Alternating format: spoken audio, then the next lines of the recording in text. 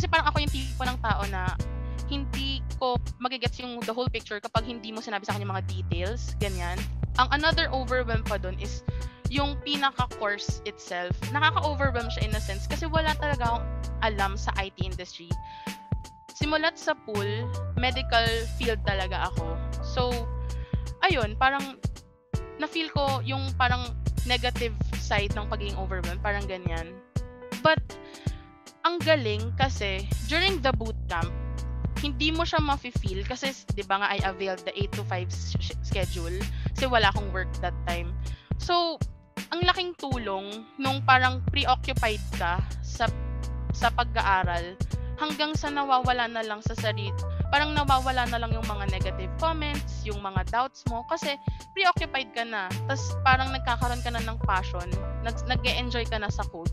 And sometimes may mga tanong ako sa husband ko na hindi niya nasasagot. So, sabi ko, I need to study formally. Kailangan kong mag-aral para may maipakita akong certificate sa employers. So, nag-search ako sa web ng mga bootcamps in the Philippines. And since pandemic nga nun, lahat ng bootcamps is online. So, nakita ko si Zuwit dun actually, sa lahat ng list na nakita ko, nandun siya. So, nag-curious ako, nag-open ako ng Zuwit ng website, and what caught my eye was the Study Now, Pay Later scheme. Kasi, di ba, wala nga akong work nun, so I don't have money to pay upfront. So, ang sabi ko, okay, ito na talaga. Mas gusto ko to. Kasi makaka-earn ako ng certificate without, alam mo yun, without, parang, hindi ka maglalabas ng malaking pera. Ganun.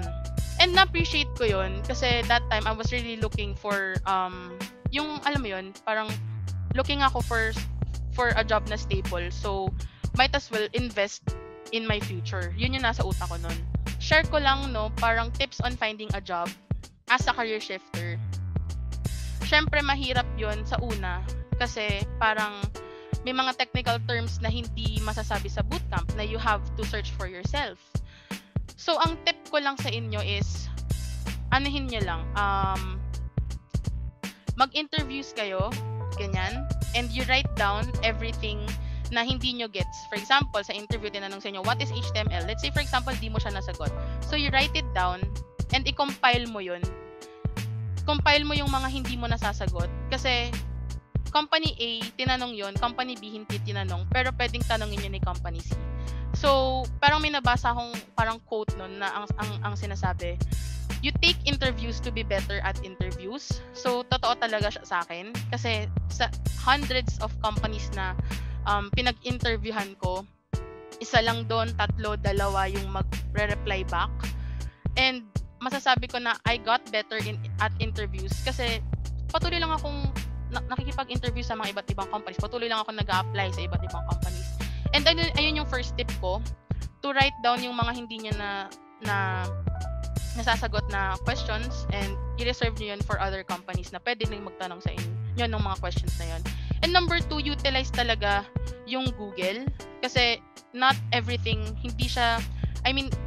not every topic na gusto mong malaman is maaano ni bootcamp, matatouch ni bootcamp. But yung learnings nyo kay bootcamp, enough na yun. Don't get me wrong enough na yun to land the job.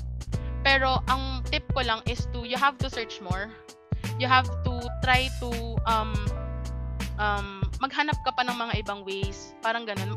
Maghanap ka pa ng mga ibang languages to learn, ganyan. So, yun yung mga tips ko sa inyo. And how to ace interviews, I think nasabi ko na ganun talaga. You have to just keep on applying and meron talagang job na nakalaan sa'yo